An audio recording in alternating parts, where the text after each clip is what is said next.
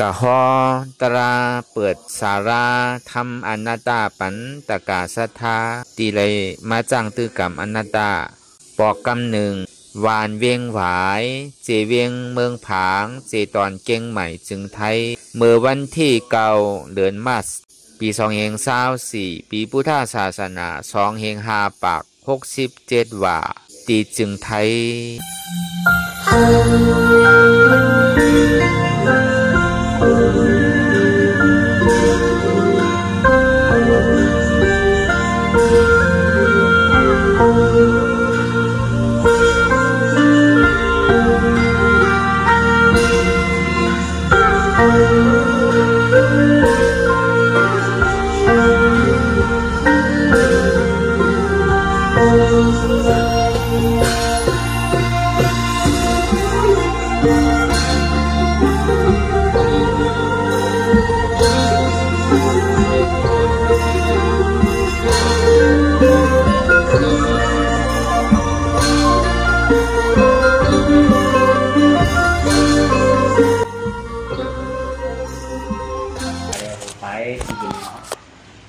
อยู่ในห้องทำอนาตาวิ่งไหว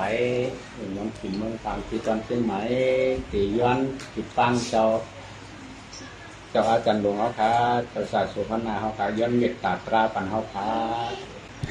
นะโมตัสสะภะคะวะโตอะระหะโตอะนาตาวาติโนโกตโมสัมมานัสสะในวันเมื่อไหร่เนี่ยก็เป็นปีพุทธศาสนา25ปัก67ว่าเป็นเดือน3รับวันที่9เดือน3ปี2024วันซึ่งในเอาแล้วซึ่งได้มีปอกไม่ออกตะกาวานเวียงหวายและวานโหยังโหพายเนาะได้มาปางสาเฮาได้มากับซ้อมปัญวัตกรรมสั่งสอนของบุญคำพระเป็นเจ้าคำสั่งสอนอนัตตาข้อสั่งคำสอนของพุทธคำพระเป็นเจ้าที่ศาลาของธรรมอนัตตาวานเวียงหวายม่อนแล้วก็เจเวียงเมืองผางเจตอนเก่งใหม่จึงไทยในวันซึ่งอันยาวแดนอันตะกาเขาก็ได้จ้างดื้อกรรมอนัตตามาเอาตั้งแต่พวงเงาเจ้าอนัตตาเฮาเนี่ยอนัตตาวิปัสสนาเจ้าปุถีวิจิตาธรรมะอนัตตารามธรรมโมก็เป็นเสียสมมาหลงเฮาก็ว่าย่อก็เป็นเจ้าไตผู้กัดแขนก้อนหนึ่งในก็ว่ามันนังตะกาเขาก็กลอันเฮาหาที่เป็นพี่น้องไตเนี่ยก็พอเอาถ่อมตะลาเนี่ยมันถ่อมก้อนไตเนี่ยมันป่องใส่ง่ายก็เฮาว่าก็ซ้ำตะลาที่ปูนที่วิจิตาธรรมะก็เป็นเจ้าไตเลยซ้ำได้จ้างดื้อกรรมตะลาเต้เลยเอามาสั่งสอนบรรเทาเนี่ยก็พอเฮาไตถ่อมก็ใครทำดีถ่อมเนาะก็เบอร์นั้นเลยอันเฮาเลยถ่อมลองกรรมสั่งสอนภาษาไตเลยสังเลยจ้างดื้อกรรมขอเมตตาลาอนัตตาวิปัสสนาที่ปูนที่วิจิตาธรรมะอ่อนหัวเฮามาเนี่ยก็เฮาหาเสียตะกะบางเผาในก็พยายามติดตามจ้างตื้อกรรมตะลามาที่ทำโบเลยสังไหวหลังนั้นมาเนี่ยก็ซ้ำตะกะเขาก็ซ้ำในถ่อมที่อยู่ทุดแลได้ถ่อมได้หันได้ถ่อมได้ยินจำนั่นก็เฮาว่าได้ถ่อมที่เพชรบุกก็มีได้ถ่อมที่อยู่ทุดในก็มีเนี่ยกำในก็ดังนั้นตะกะเขาก็ได้มาหันได้มาถ่อมเจ้าก็เป็นลูกน้องตะเปปูนที่วิจิตาธรรมะได้เตะตั้งไว้อนัตตาวิปัสสนากรรมฐานหนองเขียวเวียงตาขีเล็กเมืองไตปลอกคงยาวก่อตีอนัตตาวิปัสสนากาดกู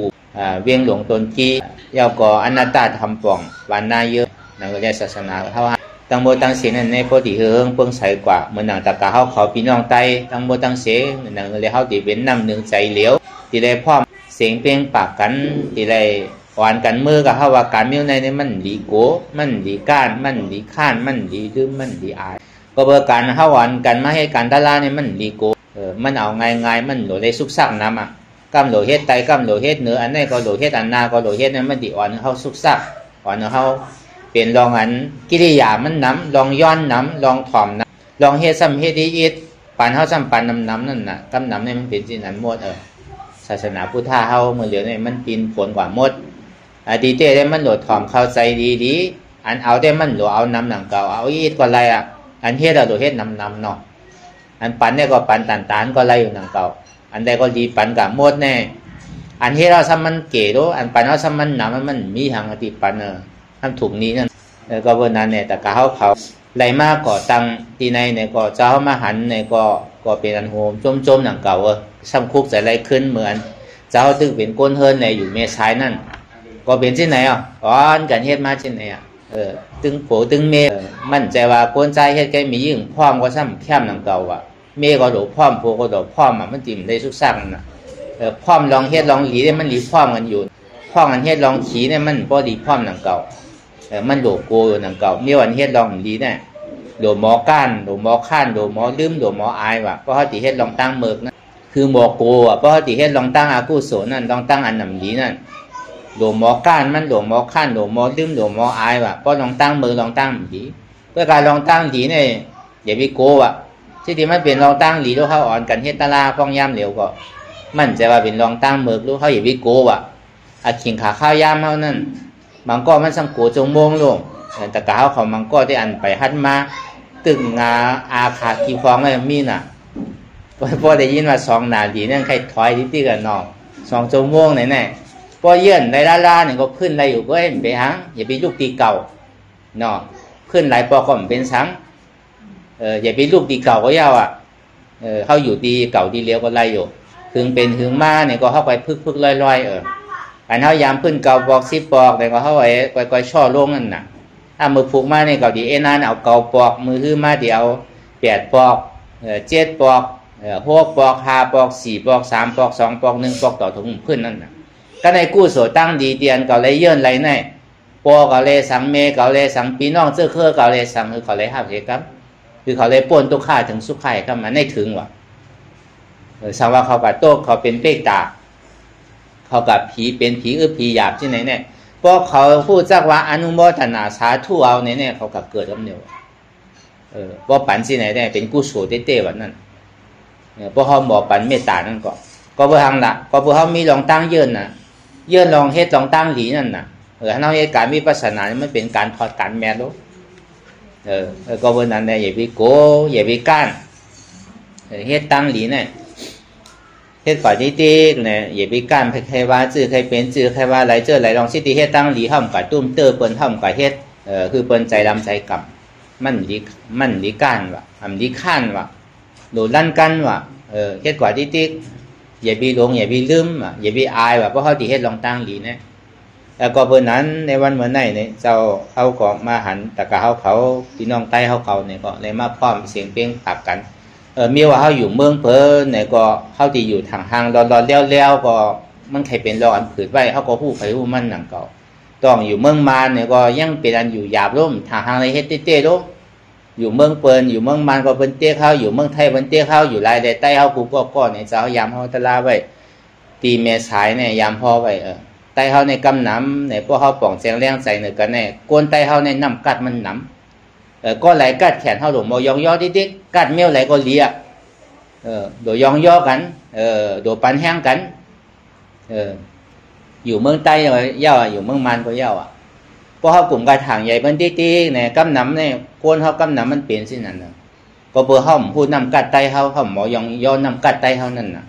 อยู่เมืองมาน้ำถังใหญ่มานั่นน่ะมันเตะเขาจริงๆน่ะเพราะว่ากำซื้อก็เพราะซื้อเตะว่ามันดีแล้วเนาะเพราะอยู่เมืองไทยในซ้ำถังใหญ่ไทยน่ะไทยมันเตะหัวเขากำไหน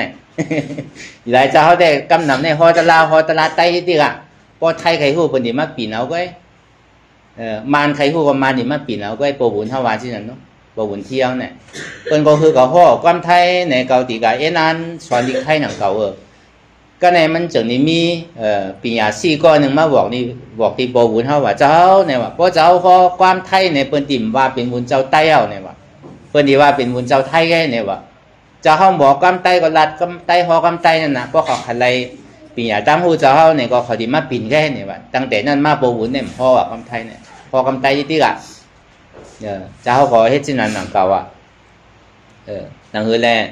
อันนี้ก็มันเป็นตีรองอันที่คือเขาศาสนาเฮ็ดคือเขาเจอคือเขาหายนั่นน่ะเพราะเขาหลัดกำไตเหมือนครูว่าปอกว่าที่นั่นนู้กว่าที่แล้วมันเจ้าเขาไตที่เก่งน่ะก็หายเบิ่นเลยน่ะเพิ่นใครป้อมใจเบิ่นติ่มฮู้จักไตอันนี้น่ะก็อยู่เมืองไรอยู่เมืองไทยหลวงก็เขากำไตที่ก็รู้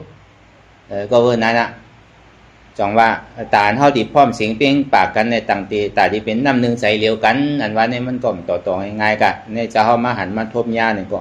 ซ้ำคุกใจอะไรขึ้นเมื่อจะเขาตึกเป็นก้นเพิ่นเหมือนใจจ่อในหนังเก่าอ้อนกันเฮ็ดตึงโปตึงเมียเฮ็ดตะลาเขาเฮ็ดจ้องกันมันติ่มไรขี้เก้กันนั่นไหนก้ามผมเฮ็ดตะลาเมียทำไก่เอวก้ามเมียเฮ็ดตะลาผมไก่เอวมันงามกันเนาะมันลีโลอ้อนกันเฮ็ดมากตึงโปตึงเมียก็มีเป็นเหมือนแต่เขาอยู่เมื่อเลี้ยวมีเป็นก้นเป็นเสีย60มาเก่าก็มันหนังตะลาเนี่ยก็เพราะว่าวันศีลมาเนี่ยก็กำนำประกอบว่าเนี่ยมันสุกซากโลมกว่าก็ซ้ำหลีกว่าเต้ๆก็มันเขาอยู่จำวันไหลเมืองไหลก็ห้อมเฮ็ดซ้ำเปิ้นอีเมียก็ซ้ำสั่งถูกหนังเก่าเมียเขาโดดกะก็กะก้อยกำมือข้าย่ำห้อมกว่าเนี่ยเขาก็เฮ็ดตะลาอันใดที่ใดมันกัดเย็นที่ใดมันสั่งถูกเนี่ยเขาก็เฮ็ดที่นั้นนั่นน่ะจะเขาก็เฮ็ดที่นั้นน่ะหมดเป็นกู้เฮิรนก็ต่างบ่ามาเนี่ยก็มันนอนที่เฮิรนเนี่ยก็ที่เอาวันน่ะ2วันน่ะเนี่ยก็อยู่จ้องกันเฮ็ดที่นั้นกว่ากำนั้นเพราะว่าขาดใจมันตกมาเนี่ยก็เปลี่ยนนั่นน่ะเปลี่ยนเฮิรนไผเฮิรนมันก็ในเพิ่นไทยเฮ็ดที่นั้นที่ในว่า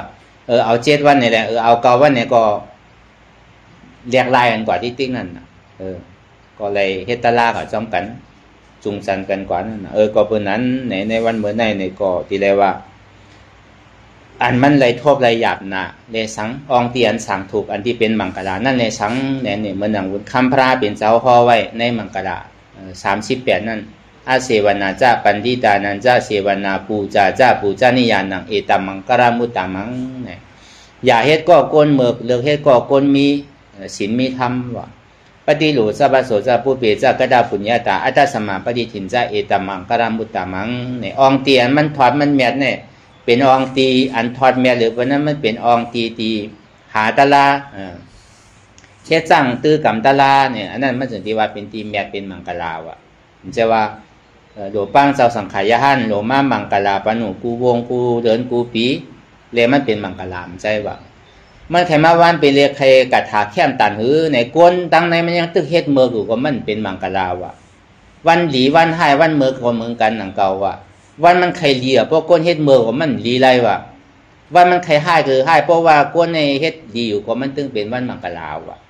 แต่ก้นอันนำลีในอยู่วันไรก็วันนั้นทุกข้าวอ่ะก้นเบิกก้นเริ่มเนี่ยก้นอันนำลีนั่นอยู่เมืองไรก็เมืองนั้นทุกข้าวอ่ะก้นอันนำลีนั่นอยู่ที่เฮิรนไรก็เฮิรนนั้นทุกข้าวอ่ะตัวเราบอกก้นบาหยาบเลยกล้ามเขามีลูกมีหลานขี้ยาขี้เหล้าขี้แอล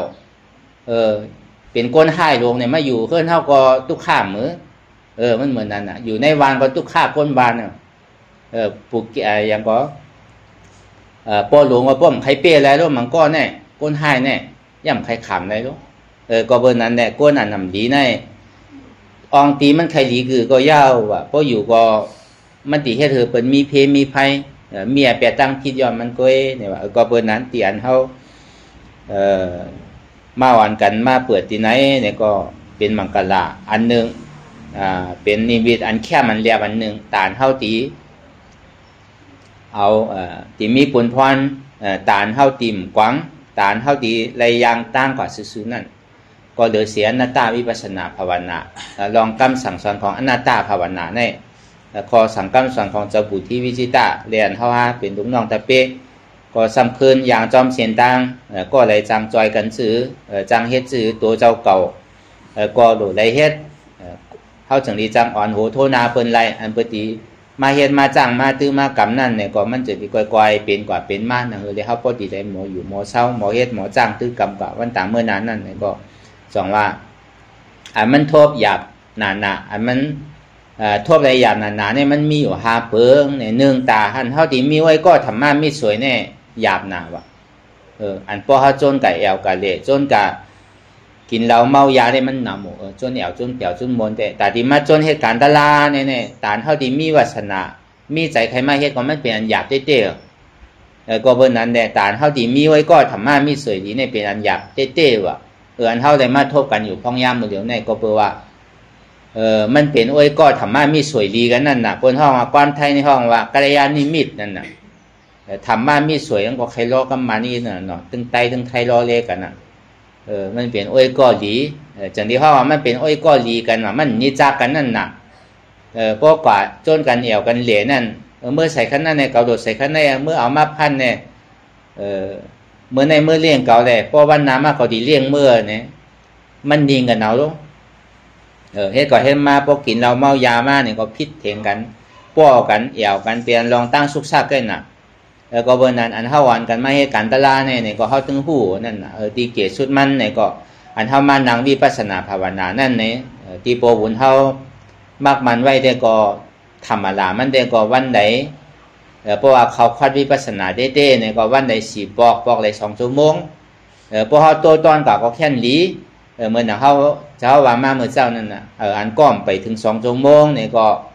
ก็อย่าไปค่ายตีเก่าก็ยาวอ่ะป้อมไปเยื่นไรก็ให้พื้นก็พื้นไรอยู่เนาะป้อมพื้นไรได้ดีนะเพื่อกาป้อมยามล่าเนี่ยมันเหลือใจเพื่อกาป้อยามมาเนี่ยก็มันไรอยู่นั่งเก่าถ้าซ้ำคุกใจไรอันเขาอยู่ในตองในข้าวตั้งเก่าเหลือ10เหลือในห้ำเปียงเนาะนอนคดข่อยไว้กันนั่นถึงดีพูดออกมาในหูก็รีตาก็รีอยู่นะห้ำหักขาดนั่งเขาก็ได้เพราะที่มันหนังตะลาเนี่ยเพราะว่า2 ชั่วโมงเนี่ยใครค้างมาอารมณ์เพราะว่ายิน2 ชั่วโมง2 นาทีใครกลัวไปแล้วนะมันก็ห้ำป้ออุบกันในตึงวันก็ตั้นหัวกำก็เพราะคำเอาน่ะกว่าดันจึกเรียนไพ่จึกอุบกันในกำพอถึงเมืองแรงอ่ะรู้ซ้ำนางอะไรอยู่ก็เพราะมันนางตาลาเนี่ยซ้ำใครขามอะไรนั่นเก่าก็เอาอันแลนนั่นเนี่ยเลยเป็นข้อสอนกว่าในจังว่าอันเท่าอ่อนกันมาเฮ็ดลองตั้งหลีให้การมีปัสนาแน่มันเป็นเส้นตั้งตาดีรับเขตทางเราจ้องทุกข้าตาดีเปิดพระตูนี่ปันตาดีอันนำเกิดเท่าเป็นตายแน่เป้าจากอนัตตาวิปัสสนาอนัตตาภาวนาอนัตตาว่าตายาวเนี่ยก็เบื่ออันพ้องย่ามมือเหลียวเนี่ยก็เบื่อหังละ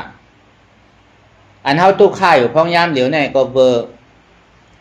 ดูเฮาหลานเฮาปอเฮาเมเฮาปีเฮาน้องเฮาเจ้าคือเฮาก็เปิดเก่าเป็นก็เปิดเป็นเก่าก็เปิดเก่ามีก็เปิดมีเก่าซะในยาเขาที่ก็เปิดเก่าเป็นเมเซาเฮิรนปอเซาเฮิรนก็เปิดเก่าเป็นผู้แก่ผู้ก้างก็เปิดเก่าเป็นโกนเทาก็เป็นผู้แก่ก็เป็นอุกาท่าก็เป็นกำนันก็เป็นนายอำเภอก็เป็นผู้ว่าการจังหวัดก็เป็นนายกเนี่ยก็เป็นคุณวันคุณเมืองก็เป็นคุณเดินคุณดาวเพื่อนก็เปิดนี่ก็เปิดเก่าเฮ็ดเก่าเตะเก่าสร้างไว้บ่าวันในบ่าเมืองในบ่าในบ่าเหลือในโลกในกำพาหวยในบ่าในเมืองผีเมืองสร้างก็เปิดมีเนี่ยมีปีมีน้องมีเจอมีเคยมีโอจากโคของเงินคำมีปีหยาตั้งหูมีหลงดองตาเป้น้ำเนี่ยมีหวานมีเมืองเนี่ยมีเหลือมีลาวมีเมืองผีเมืองสร้างพวกนั้นก็เปิดมีอย่างมีหัวเก่ามีขาเก่ามีมือเก่ามีตัวเก่ามีใจเก่ามีเจ็บเก่าจะในอ่อนเฮาทุกข้าพวกเอาเก่าจะในออกของมันทุกข้าวอันเฮาทุกข้าวเมื่อเร็วเมื่อน่ะแต่กะเฮามันนั่งอยู่เมื่อเร็วน่ะก็หึงกะหึงมากคุกใจไรเฮิรนมากลูกเฮิรนในเมื่อเจ้าในแทบชอบกับหัวโกบนเขาเหมือนเฮาเฮ็ดสวนเนี่ยสวนเนี่ยเก่าตั้น5 ประตู5ไว้หัวกำไก่เข้ากับกินผักกินทางเนี่ยเฮาพอใจที่เราน่ะแล้วก็เบื่อนั่นน่ะที่เต้ถึงที่เขาตายก็เปิ้นปันกว่าเมื่อเขาเกิดมากกว่ามาจอมเขาเมื่อเขาที่ตายก็เปิ้นซ้ำปันเมื่อหนังเก่าจังว่ากูเจอกูลองเนี่ยถึงที่เกิดมาต่อถึงงานเขาความมาในเขากับมักมันมาเป็นของเขาให้เขาได้ทุกข้าอนัตตาในปองมันใจของเขาเห็นเจอลองว่ะอนัตตาพระเป็นจาวันนั่นวางไว้กำหนึ่งก่อนว่ะมันใจว่ามันใจของเขาต่อโจสุดปันใจของเขาพอปอกกับเฮือนเนี่ยก็อันใดก็มันเป็นของเฮาไว้เนี่ยมันใจหนังเก่าเหมือนเฮามาเหตุการณ์มันนั่นกันเหมือนเฮาพ่อถ่อมอยู่พ่อยามเมื่อเดียวเนี่ยน่ะมีปีมีน้องเตือมีลุงมีหลานเตือมีหอมีเฮือนเตือเมื่อเดียวเฮาตีตั้งใจนางภาวนาอยากก็ตั้งใจถ่อมตะลาแกในเขาเข้าใจในนั่นน่ะเหมือนเฮาเฮ็ดสวนก็คือเข้าใจสวนว่ะเฮ็ดนาก็เข้าใจนาว่ะเฮ็ดตั้งกล้าตั้งขายก็เข้าใจตั้งกล้าตั้งขายว่ะเหมือนเขามากำศีลก็คือเข้าใจกำศีลว่ะเหมือนเท่ากันนอนวัดนอนวานนั่นน่ะเนาะเขามาเอาศีล5ดูเขามาเอาศีล8ดูเขาก็คุกใจอะไรลองศีลเขาว่ะตัวเขาแต่ว่าเขามาเอาในศีลใจเขาซ้ำมันเป็นศีลน่ะตั้งร้านเขาซ้ำเป็นศีลก็ไปว่าเอาศีลเดิมวันนั้นผมใจว่านอนวัดเลยว่าเป็นจังที่ว่ามีศีลเนี่ยผมใจว่าเพราะว่ามีนอนวัดเลยมีศีลนอนวัดเลยเมียทันว่าเนี่ยอันเป็นหมาเป็นเมียก็เมียมั่วเถอะมีศีลมั่วเถอะมันมีที่ตั้งผู้นอนวัดนอนว่านั่นมันใจว่านอนวัดเลยเมียมันใจมีศีลในนอนวัดใจแต่มาพอเขาอยู่ในวัดอยู่เขาสั่งลูกสั่งร้านเขานั่นน่ะเมื่อผูกซื้อเนื้อไก่มาปั่นเกาแล้วเมื่อผูกซื้อปลามาปั่นเกาหน้าห้อมแฮมคาเนี่ยก็ปองก็คือดูเข้าไก่แฮมคามากกว่านั้น เฮาสั่งโลกใจว่นใครกินซบลานออกซ้ำใดกินพิษว่านั่นเฮ็ดก็พิษว่าศีลเนี่ยมันตันนั่นดันเด้อแล้วก็เบอร์นั้น1ตานเฮาที่มีไว้ก็ธรรมะมีสวยแน่เป็นอันหยาบว่ะอันเฮาอ่อนกันมากเมื่อเดี๋ยวเนี่ยมันเป็นอันหยาบเต้ๆ2มาในตานเฮาที่ได้มาถ่อมยินตราเสียจานว่านั่นก็หยาบนะว่ะ3มาในตานเฮาสำติได้ใกล้ๆอยู่จำหิมหอมก้นเดียนหมอฮอตราเสียจานนั่นก็เป็นอันหยาบว่ะก็ใน4มาตานเฮาที่มีใจยุ่มย้ำศรัทธานี่ก็หยาบว่ะ5มาในยุ่มย้ำใจศรัทธาในตานเฮาที่ได้มาจ้างตื้อกรรมเมื่อเดี๋ยวนี่ก็หยาบนะเหมือนตะกาเฮาเข้ามาอ่อนโหเฮ็ดนั่นน่ะเมื่อโหหลวงเอาปึ้งมันก็ดีมีกล้อง2ก้องในเฮาวันเนาะก็จ้างตื้อกรรมมาก็ในเป็นสื่อเป็นเฮ็ดสื่อไรถ่อมได้ยินมากเข้าใจมากพองอ่ะอ่อนกันมาเฮ็ดพอมาเฮ็ดตัวมาจิ้มตัวเอาก็มันเป็นที่ไหนเตโตยามเอาหนักกำไหนตามมันที่เกิดศรัทธามก้าวนี่มาปองได้ถ่อมได้มันเกิดศรัทธาดีถ่อมนะตะลาเนี่ยก้วยกรรมไปยามเฮ็ดน่ะป้อมไปยามเฮ็ดก็อย่าบินแดดอยู่มดๆนั่นน่ะเนาะเพราะว่าอะไรถ่อมเอาเนี่ยก็ป้ออะไรเฮ็ดเอาเนี่ยก็ยุ่มบ่หมักเพียกแน่เปิ้นว่าเพชรก็อย่าบินแดดยุ่มเด้อว่าป้อมไปได้จิ้มด้วยมันใครเพชรเกิดเพชรแบบมันใครใหญ่คือใหญ่แบบหมักเพียกแน่เพราะว่ามันเพชรเมียวเพชรก็มันดึงเพชรว่ะเรียกก็เพชรว่ะมันใหญ่หลอกลายๆได้เพชรก็มีอดีเปสังว่าหมักเพียกนั่นแล้วก็วันนั้นอ่ะอันถ้าว่าตั้งมัวตั้งเสียงเนี่ยก็เลยมาถ่อมยินตลายาก็เลยมาคงทำอนัตตาตีเวียงไหวเฮาตีในตีอันมีปลอกใจจอกอ่อนโหโทนาตะกาววันเวียงไหวเขาวันหัวพายเขาเนี่ยได้ผิดปังมาเจ้าเขาสวพนาจือไตได้ในหลวงปังเนี่ยเป็นก้นดุกทนหนึ่งพอห้ามจือปังในนั่นนะมันเดียวกำเป็นกำหนักเป็นหัวพ้องมาใจหลวงปังในนั่นก็ในจึงดีมาพ้องจอมดุกวันปอบุญสุดีต่างชื่อว่าเป็นเจ้าสวพนาเนี่ยก็อะไรมาเมตตาปันตระตะกาเขาเนี่ยก็อันเขาเกิดมาทมยาศาสนาพุทธะคำพระราเป็นเจ้าเย้าเนี่ยบางก็บางเผ่าเนี่ยก็ซ้ำดีว่าปารามีเฮาเนี่ยมีรู้ปารามีเฮาไปไล่นี่ป่านนั้นว่าเนี่ยจ่องมันง่ายๆก็มันใจถ้าเป็นเจ้าย่ำมีเย้านี่ป่านนั้นว่าเนี่ยอย่าวิกายุมอันนั้นเนี่ยเป็นเนตวาเตอร์ว่ะพอเอาเฮ็ดเต้เฮาคัดใจเต้เนี่ยดีเต้ทบได้ยาวว่ะนี่ป่านนั้นก็เบอร์หังหนักกาปันพ้องเอาย่ามเหลียวเนี่ยมาทบยาพระราสูติ3ต้องไม่เดียพระราสูติ1ในห้องว่ากิเลสานิโรธาสมาสัมพุทธะอันนั้นเป็นเจ้าใจสิทธัตถะออกบวชเมื่อเข้าตั้งอายุ20เก่าจ้างทุกขจริยาในเข้าตั้ง6ปียอม2เหลือนได้ขึ้นมาเป็นสมาสัมพุทธะเมื่อเดือน6มวนอันนี้ห้องว่ากิเลสานิโรธาสมาสัมพุทธะกิเลสาเฮง5ปากก้อยแปลได้ว่าขึ้นมาเป็นพุทธะห้องว่าสาอุปดิเสสานิปานอันนี้เป็นพระเป็นเจ้าล่ากิเลสาแปลได้แลขึ้นมาเป็นกิเลสานิโรธาสมาสัมพุทธะเจ้าสูตร1ก็ในข้าวตั้ง45ว่าลุ่มๆนั่นในสมัยปรินิพพานกว่าเมื่ออายุ80อันนี้ห้องว่าขันธานิโรธาสมาสัมพุทธะอันนี้เป็นพระราสูตรที่2กับปันพองเอายามเดี๋ยวนี้เป็นพระราสูตรที่3พระราสูตรที่3นี่เป็นล่ะธรรมะธาตุสมาสัมพุทธะว่ะธรรมะนี่มี2เปิงธาตุนี่มี2เปิงพุทธะนี่มี2เปิงทำมันว่าเนี่ยอันเป็นเฮ็ดกันมือเหลียวนั่นน่ะปริญาอันเจ้าสางยาห้านเขาก็เฮ็ดกันอยู่นั่นน่ะแต่เมืองไทยก็เป็นนักทำจันตีจันโทจันเอกนั่นน่ะในเมืองมันก็เป็นอังเงอจีอาล่าเช่นนั้นเฮ็ดหัวปริญาอภิธรรมา42,000เหงสุตันตา21,000เหงวินัยะ21,000เหงทำตั้งมัวตั้งเสียงในมีอยู่84,000เหงเฮ็ดหัวเอาเป็นห้องว่าบุญเจ้าปริญาว่ะบุญเจ้าปฏิวัตินั่นเนี่ยสัพเพธรรมะอนัตตาว่ะอันเขาว่าอนัตตาว่านั่นพอเขาป่องแจงแน่ใจว่าอนัตตามั่นใจตัวเขาว่าตากำสั่งสอนของพุทธะนี่เป็นอนัตตาว่ะอันนี้เขาทบยาธรรมะก็เลยหันทุกข้าก็นั่นหันธรรมะว่ะก็เลยหันธรรมะก็นั่นหันพลาว่ะอันตะกะเขานั่งเมื่อเยอะเนี่ยอันเจ็บอันก้วนขึ้นมาก็ตานดีเพื่อในปอก2ปอกก็เยื่อนด้วยโลมั่นใจของเก่าว่ะพอป่องความไตเขาในป่องมั่นใจของเก่าพอขาเจ็บก็ขาก็มีเจ็บในเป็นทุกข้ามว่าอะไรอนัตตาเพราะว่ามีออกปอเขาหันที่ไหนเนี่ยทำมีในหันเอาว่ะทำมีหันสังหนาหันทุกข้าว่ะทำใจหู้สังหนาหู้ว่าทุกข้าในเป็นอนัตตาว่ะทำมีหันเจ็บ ทำใจหู้ว่าเจ็บในเป็นอนัตตาทำมีหันสังหันเจ็บแก้นต้งตอดเนตรสานสันไว้โคมไตไม่กระดอนแข็งสู้ตุ่มจับยายจึงหยอดเป็นดูทำใจหู้ว่าอันเจ็บแก้นต้งตอดเนตรสานสันไว้โคมไตไม่กระดอนแข็งสู้ตุ่มจับยายจึงหยอดเป็นดูในเป็นอนัตตาทำมีหันว่าอ่ำใจโหเก๋าอ่ำใจขาเก๋าอ่ำใจมือเก๋าอ่ำใจโตเก๋าอ่ำใจใจเก๋าอ่ำใจเจ็บเก๋าทำใจหู้ว่ามันเป็นอนัตตาอันนี้บอกว่าธรรมะว่ะธาตุว่ะก็ได้ธาตุเนี่ยนะอันเขา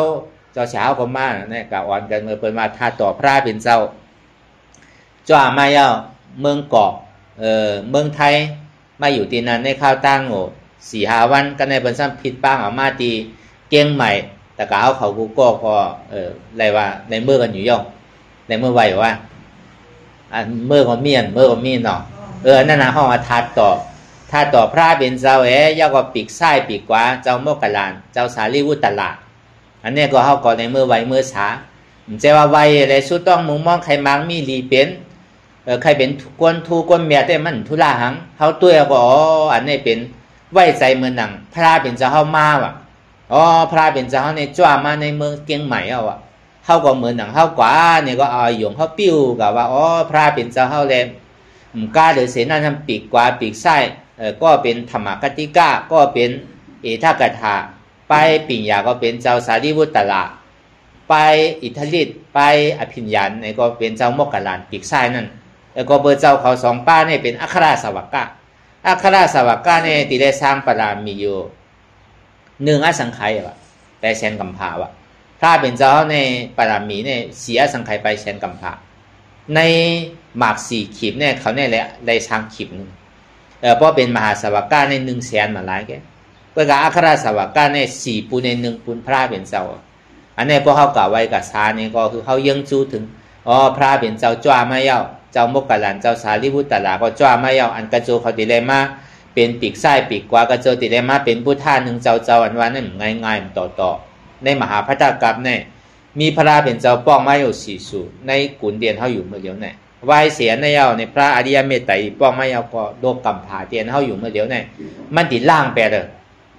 บรรดาไพ่ติดล่างลงเนี่ยอย่าไปอยู่มันล่างง่ายๆมันนับตัวล่างง่ายๆไพ่ติดล่างลงเนี่ยเพราะตาวันออก7 หวยนี่มันล่างอะไรตาวันออก7 หวยกันจะนี่ล่างอะไรเป็นเราลือกันนะเพราะปี2 เฮงมาเมื่อป้วนมานั่นน่ะเนาะปีเฮง9 ปาก 99มาเนี่ยหมักติดล่างโลกว่ามันล่างอะไรแต่ติดล่างลงนั้นมันจะไรล่างในโลกกัมผานี่แกเมืองผีก็ล่างไปหมดอ่ะเมืองผี6 โค้งเมืองสางทางอยู่2 โค้งอ่ะล่างไปหมดอ่ะมันง่ายๆอันเนี้ยคนห้องว่าธาตุอันมาธาตุต่ออันมีศาสนาศักดิ์สิทธิ์ธาตุอันว่าก็มี2 เปิงอ่ะธาตุในรูปธาตุและนามธาตุอันตาหันเปิง1อันตามหันในเปิง1อันตาในเป็นอย่างนะว่าศาสนาศักดิ์สิทธิ์ธาตุต่อพระเป็นเจ้ามือเดียวเพราะว่าเคียวผังคำสิ่งหนึ่งอยู่ที่ศรีโอลังกาสิ่งหนึ่งซ้ำอยู่ที่เมืองเขเมื่อหนังธาตุต่ออันในเมืองใต้เท่านั้นเมืองกึ่ง5เมื่อต่อกัดขู่5ยาวก็หลายๆเมืองเนาะเตี่ยมันมีอยู่ในเมืองใต้เท่านั้นเตี่ยว่ามีธาตุต่อนั่นนะมันก็ยังมีศาสนาศักดิ์สิทธิ์หนีเข้าอยู่ธาตุอันเป็นเฮ็ดเศรษฐีก้องมูเนี่ยสังเหมือนที่กัดกูเนี่ยมีเป็นอ่าน60,000มันโน่นน่ะสู่มันนั่นนะอันนั้นก็มันหนีห่างตาไปอย่างเก่าก็กะพอดีว่ามันมีศาสนาศักดิ์สิทธิ์ว่าในเมืองอินเดียว่าเมืองศรีลังกาว่าเมืองไทยเมืองใต้เนี่ยมันมีไว้น่ะศักดิ์สิทธิ์พระเป็นเจ้าอันนั้นเป็นธาตุตั้งนอกอันธาตุตั้งในนั่นเนี่ยพอนางรับตาเน้อเปิดตาญาณปิญญาอยากตัวตีขันธาที่โอต่อไปจินอันเจ็บแกนต้งตอดเนตรสานสันไว้คมไตได้เป็นธาตุโลมต้องไว้หรอกอนัตตาวิปัสสนาเนี่ยมันโดว่นสังอันตะกะเขานางรับตาเลยคือหานั่นเพราะหาเอาคือหันสังนะคือหันเจ็บอย่าไปกลัวเจ็บแกนต้งตอดเนตรสานสันไว้คมไตเป็นธาตุลมบนที่ไหนอุเปิงได้อนัตตาไม่กัดอุ่นหนาวเป็นธาตุไฟอุเปิงได้อนัตตานักแข็งอ่อนเบาเป็นธาตุดินอุเปิงได้อนัตตาจับยายจิ้มหยอดเป็นรูปเป็นธาตุน้ำอุเปิงได้เป็นอนัตตาอันนี้เป็นธาตุต่อนี่เป็นธาตุอันที่มันอยู่ในตัวในใจเขาเป็นธาตุเพราะว่าธรรมะธาตุ สัมมาสัมพุทธะเนี่ยนะสัมมาสัมพุทธะพระราเป็นเจ้ามีสองสูตรนั่นเก่าสองสูตรนี่เป็นเนื้อละเพราะว่าไตเฮาเฮ็ดก็ใครเฮ็ดทางพระราไตนั่นน่ะพระราเฮาเนี่ยดีเต้มันเป็นไตเนี่ยอันเฮาเป็นพี่น้องไตเนี่ยก็เฮาใครเฮ็ดทางเหมือนไตนั่นน่ะเนาะเพราะมันเฮ็ดเนี่ยก็มันก็ซ้ำช่อนั่นเก่ามันก็ซ้ำว่าพระราเฮาเต้เนี่ยเป็นมารมันซ้ำเฮ็ดทางมารนั่นน่ะไทยก็ซ้ำมาเป็นไทยนั่นเก่าไทยก็เฮ็ดทางไทยนั่นน่ะอยู่รายอินเดียเฮ็ดก็เฮ็ดเหมือนหนังทางอินเดียเขเฮ็ดก็เฮ็ดเหมือนหนังทางเขเพราะดีว่าเต้เนี่ยพระราเป็นเจ้าเนี่ยเป็นกับปยาน่ะกับปยาจอมกะลาเลยที่เมืองหนีปอนั่นน่ะใครเหมือนใต้เฮาก็มใจใครเหมือนเขก็มใจพระราเต้ขาวน่ะว่ะมันเป็นลูกครึ่งนั่นน่ะเป็นกับปยานั่นน่ะอันนั้นน่ะห้องว่าอันเปิ้นเฮ็ดเป็นหุ่นทางพระเป็นเจ้านั่นห้องว่าสัมมาสัมพุทธะว่ะก็ในสัมมาสัมพุทธะตั้งในเราเป็นทางน่ะสัมมาพุทธะตั้งในเนี่ยเป็นสมาธิที่สัมมาสังกัปปะว่ะสัมมาทิฏฐิหันอันหมานแมนว่ะสัมมาสังกัปปะวนอันหมานแมนว่ะอันมือเหลียวในเฮาหันในหันพิดวนพิดหันทางละหันมาเป็นตัวเก่าน่ะมือเหลียวมันนั่งมือเหลียวเนี่ยก็นั่งหึงมาในขาโกนมาลูกเอวเจ็บขาเจ็บต้องเจ็บก้นหนักขึ้นหนักมันเป็นเกาหมดนั่นก็เปิดขาเกาก็เปิดหัวเกาก็เปิดตัวเกาก็ในอันตั้งหันในบนท้องหันนั่นหันพิษว่ะหันมามีตัวหันมามีขานั่นน่ะตั้งวนพิษน้ำวนสังหันดึงไปในป้อนนั้นก็พื้นไปในป้อนนั้นก็ค่ายไปในป้อนนั้นก็อันนี้ตั้งหันพิษวนพิษว่ะตั้งหันหมันแมนวนหมันแมนนั่นมีตัวหัวเกาเจ็บหัวเกามีขาเกาขึ้นขาเกามีตัวเกาก้นน่ะตัวเกามีอันก้นอันขึ้นอันเจ็บในมีเป็นทุกข้ามว่าอะไรอนัตตาก็ในพวกอยู่พวกเขาเยื่นกว่าที่ในใจพอดีพูดตีขาเป็นกล้ามเหมือนเพราะมันเยื่นนะเพราะมันเจ็บขึ้นมาเนี่ยอันมันหักหนาเหลือเบิ้ลดังเสียงเนี่ยเป็นตัวมันว่ะเหมียวเขามือเหลียวเพราะตัวติ๊กนะเพราะว่าหันเจ็บหันก้นหันขึ้นมาเหมียวปอเขาพอมันเจ็บมันก้นขึ้นมาเนี่ยมันหันเปิ้ลเนี่ยเบื่อมันใจโป่งใจผิวเนี่ยมันไปเจ็บเตอมันตึกหันที่เฮือนอยู่หันดูหันลานอยู่เมื่อในแค่นี้เนาะวันเสาร์วันตีโดนหนอกคนลูกท่านกว่าช่องนั่นเนาะมึงกล่าวของเฮนเนาะก็ผมใจวันเสาร์วันตีเนี่ยเวลาใครปวดเยอะเขาดูเมื่อของเฮนเยอะเขาดูปอกของเฮนเยอะเนี่ยมันใจตีนั่นน่ะกันในพอมันหันเจ็บพอมันหันเก่ามาได้เมียว่ะเปิ้นนั่นเมื่อมันไปหันเจ็บเนี่ยตึกหันเปิ้นอยู่ที่เรียกว่ากำหันดูหันหลังกำกับวนลองตั้งหลังปนมากำกับวนลองตั้งนาเตียนย่ำไปถึงอยู่กำหันเย้าซ้ำวนกำวนเย้าซ้ำหันกำเอากลุ่มกระพงปิวกาวากาเป็นว่ะก็ได้พอมันหันเจ็บไม้เอาเนี่ยมันหันไผ่เอามันหันกระตูมันแกจังว่าตั้งหันพิษในหันว่ามีหัวมีขามีมือมีตัวมีใจมีเจ็บว่ะตั้งหันพิษตั้งวนพิษซ้ำวนว่าอู้เปิ่งพ่องงำจี้สั่งไรว่ะหนึ่งไปในค่ายไปในยายไปในเปิดตามื่นตาได้มองขิงมองข้าวมองยามแหน่เนี่ยว่ะอันนี้ตั้งวนพิษว่ะก็ในตั้งหันหมันแม่วนหมันแม่นั่นเหมือนหนังเข้าตีเฮ็ดอย่างนึงเชื่อนึงลองเข้าว่าเพราะว่าตีเอาตาเนื้อแตกเนื้อหนีตัวเนี่ยเพราะว่ามันเป็นของเข้าเต้เนี่ยเมื่อเขายังตึกมีลูกอ่อนเนี่ยมันตึกหลีหักเนี่ยข้ามเคยมันใหญ่นะเพราะมันหลีหักนะอย่าบีใหญ่แล้วเพราะใหญ่ในทิ้งหยาบนะใครข้ามก็มันทอมเพราะตึกเรียกกันตึกหลีหักโลเนาะตึกหลี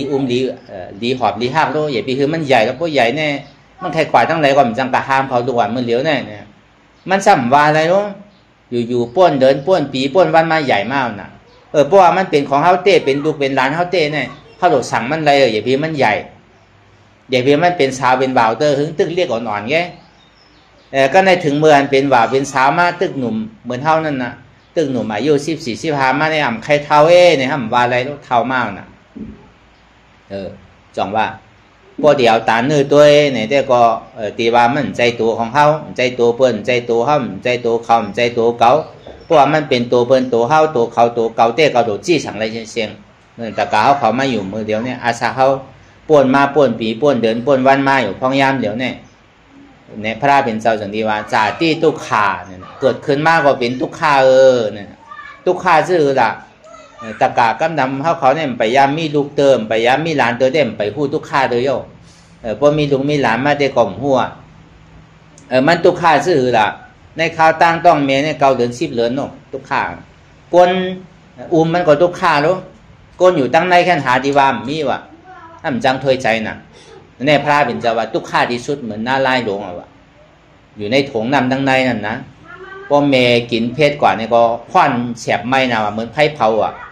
พอกินนั้นนักกันแข็งน่ะพอเวียกนักนั่นก็เหมือนมากินกับเตียงไว้ว่ะตั้งตุกขาอยู่ในต้องนั่นมันซ้ำใจวัน2 วันเนี่ยเป็น9 เดือน10 เดือนเนาะ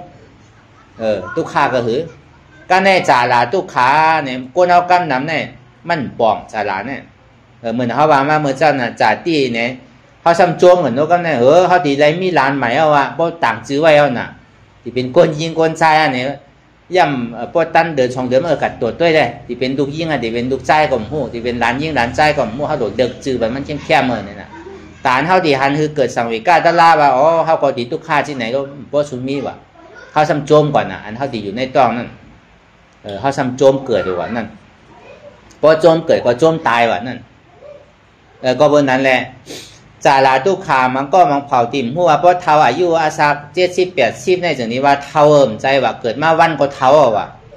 เท่าเดินก้นอยู่ในต้องว่ะที่อย่างนี้มันตุกขาล่ะเนี่ยมันจำพื้นนู้เมื่อมันต้องไม่ห้องกินแก่น่ะ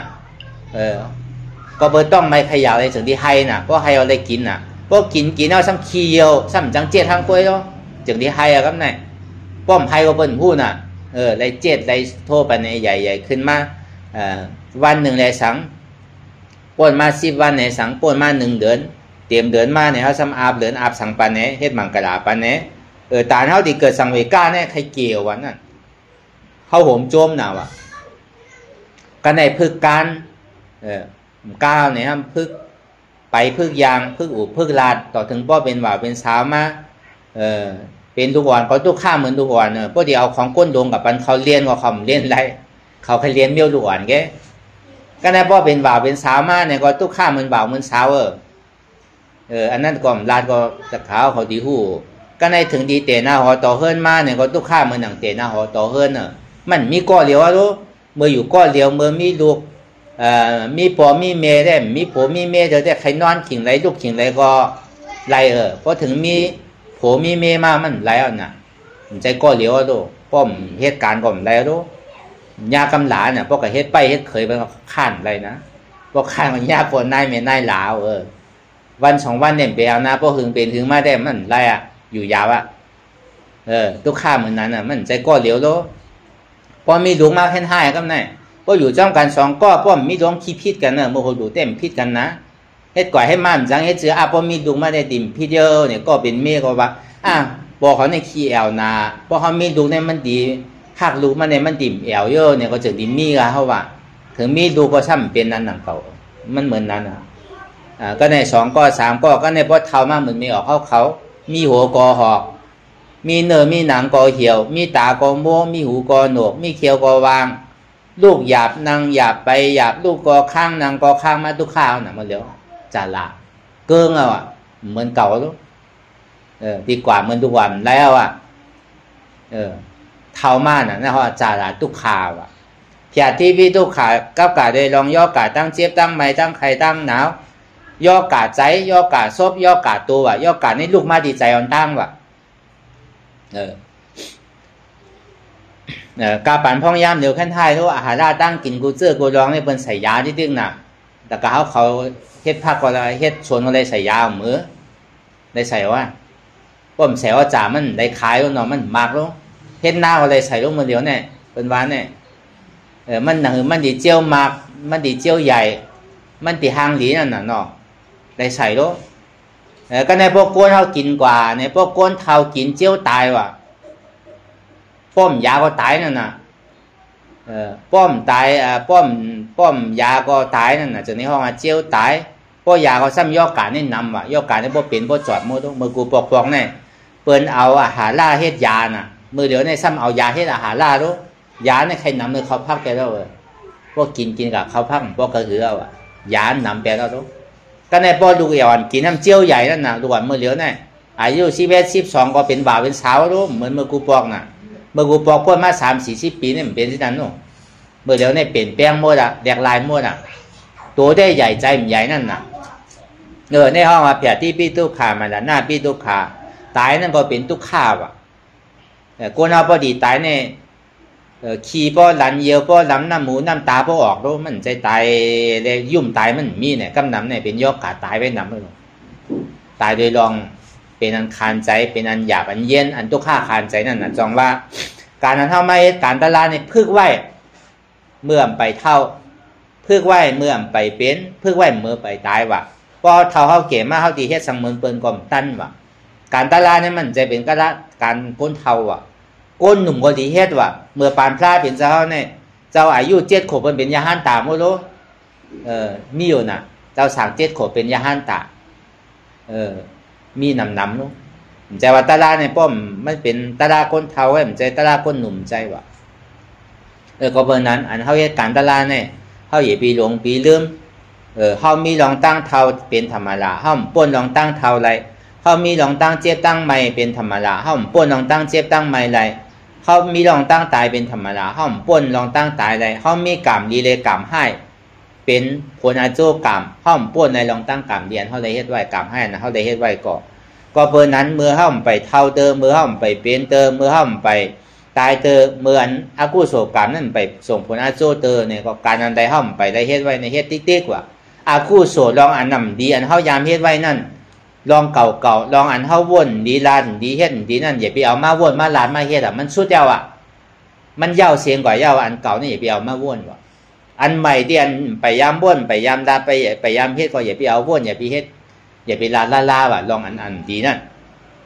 กันในกู้โสใหม่เตียนห้อมไปยามบ้วนยามลายามเฮ็ดในคัดใจคือบ้วนคือลาคือเฮ็ดวะ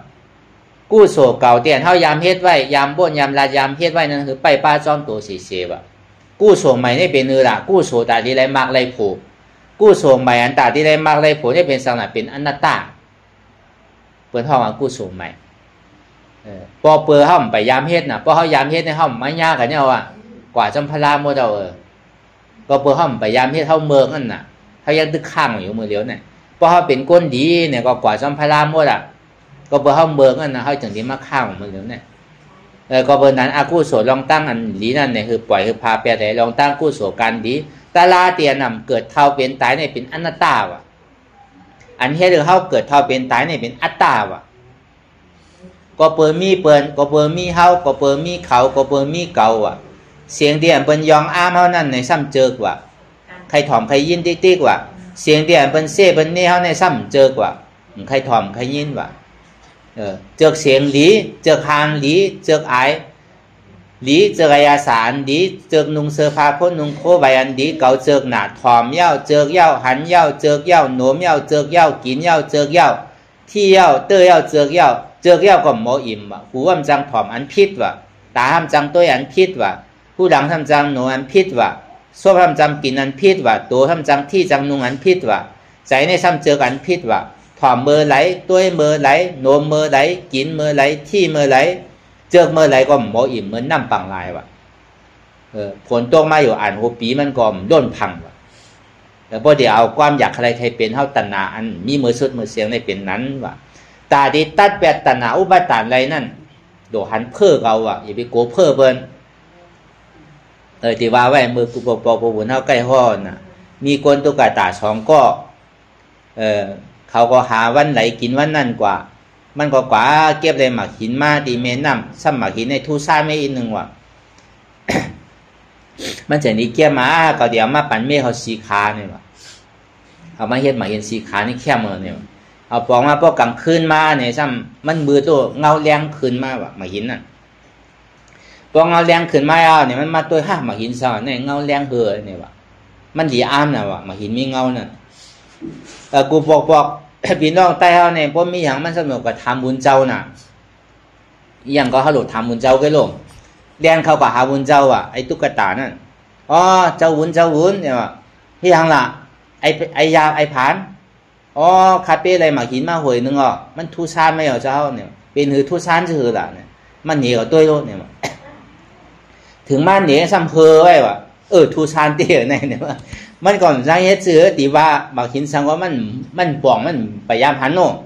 กะห้องปูเกมาเนี่ยว่ะกะห้องเอาปูเกมาก้นบานมาหมดอ่ะคำไหนตัว